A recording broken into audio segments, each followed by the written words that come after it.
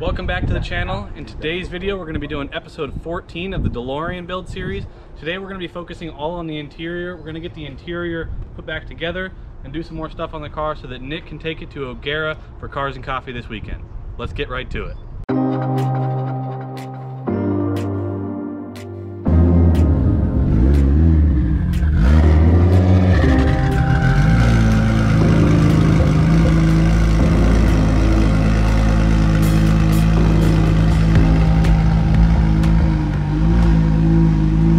So the first step to putting the interior together was to get the radio set up, which if you guys follow our Instagram, you would have seen that yesterday we were testing the actual radio headpiece that Nick bought. He bought an older Alpine that uses a cassette player. You kind of wanted to keep that retro style. And so this morning, Steve got all that wired up. It's currently only running these front two speakers up there in that corner and the one up in this corner right here, because this this headpiece is actually only a 2-channel. So what we're going to do is buy an add-on amp that you can get, which can run the back 2 speakers.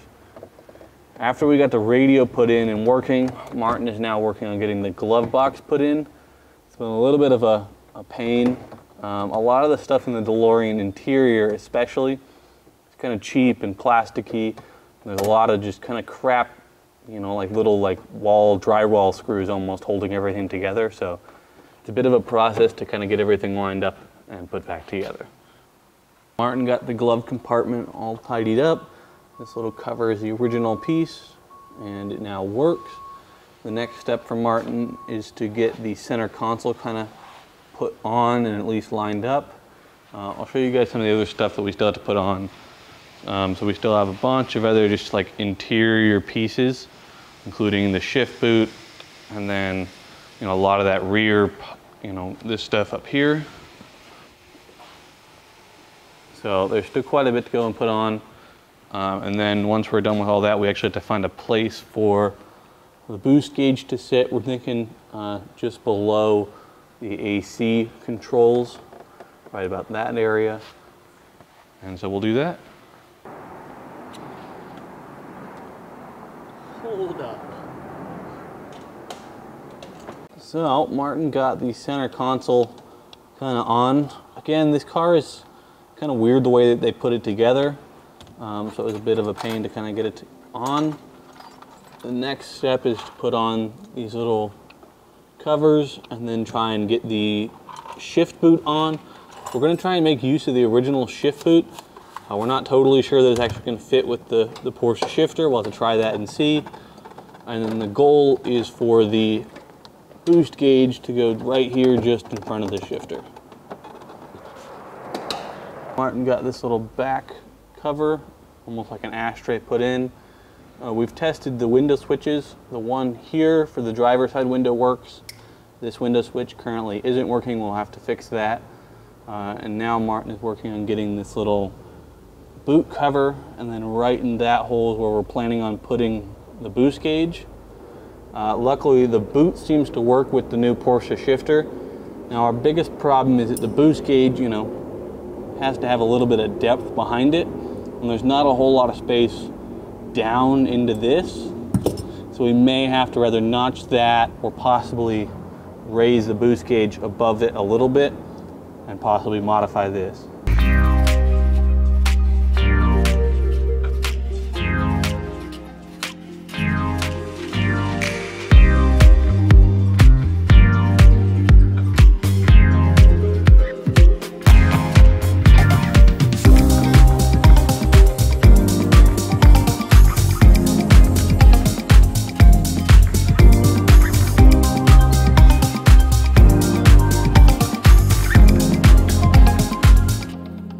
Martin cut a spot out in the little boot piece for the boost gauge to go.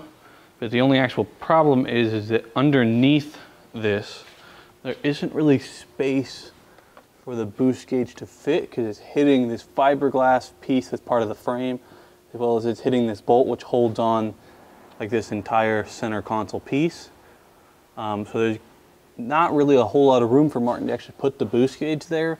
So Martin maybe will have to actually like make like a little holder to hold it out, you know, an inch or so that it clears.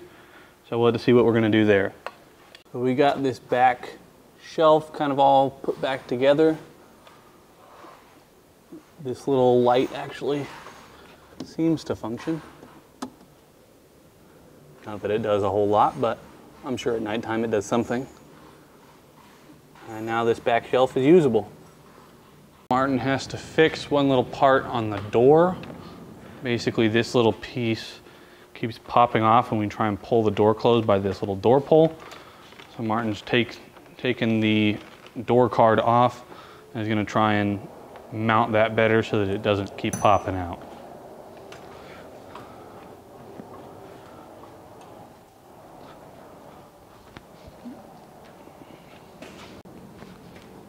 We've got a lot of the interior put together.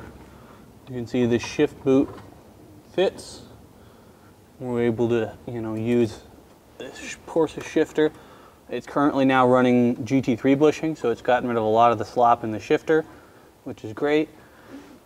We've had a problem with the boost gauge, basically it doesn't fit, and Nick has decided that what he wants to do is get a electrical mechanical gauge, so it looks mechanical, but it's actually a digital boost gauge that is thinner so that it can sit flush in this hole.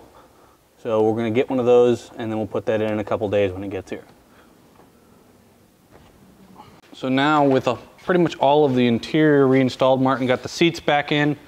Martin wanted to work on the last thing that Nick has asked for currently, which is a parking brake solution. Now because there's really not a lot of space for the OEM parking brake to go, in between these new seats, we actually decided the best idea is to put a line lock setup.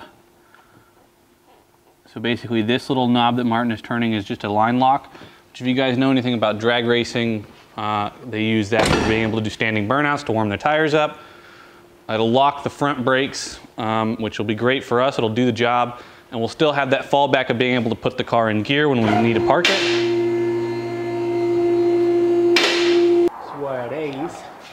So this is where the actual line lock will come out of the car, and we're gonna tap into the rear brake line. So basically when you engage this, it'll lock it so that there's no fluid going to the back brakes. So like if you wanted to do a standing burnout, you basically lock this, put your foot on the brakes, it locks the fronts, there's no fluid going to the back, so the backs are still unlocked, and you can do your burnout. Now, the line lock is not necessarily as great for parking brake as a standard parking brake that has a separate caliper, but because we did our own caliper setup and there's really not a whole lot of space in between the new calipers and the brakes, which I'll show you guys here, you can see there's not a whole lot of space there. We didn't want to have a second caliper for the parking brake, so the line lock will be a simpler way to have that. And it'll be really great for, you know, going to shows and being able to lock the fronts and then being able to just hold the car so you can rev it and have the engine on and not have to worry about it rolling off. So Martin tapped into the brakes right here on this little connection that goes into the tunnel and then runs along to the back brakes. What's funny is that this actually needed to be replaced anyways. There was a small kink in it from the factory, so it was good that Martin was able to do this and replace it with this new steel braided lines. Show them the kink. This is from the factory. This is from the factory, if it will focus. Focus, right there. You can see that there's like a kink right there in the brake line. That's really dangerous to have. So it's good that we were actually able to replace this and also do the line lock at the same time and kind of kill two birds with one stone.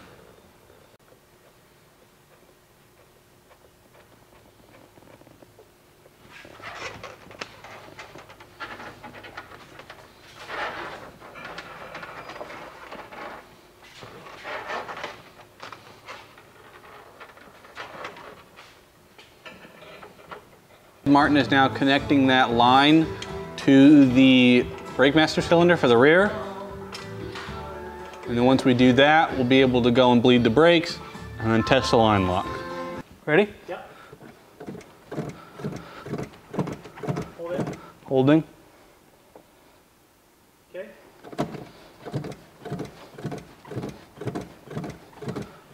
Okay. Holding. Okay.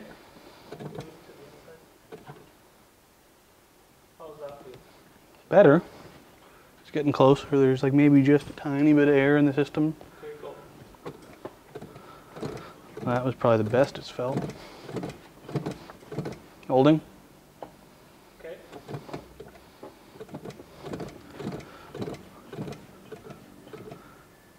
Yeah. Holding. There's Okay. a tiny bit of air in that. There's no air coming out of it. Yeah. Try it. Like you can see, it's like soft, like right there, and then after that it's like hard. And then from there it's like, I mean, the timer could drop up. I think- One more time. Yeah. holding.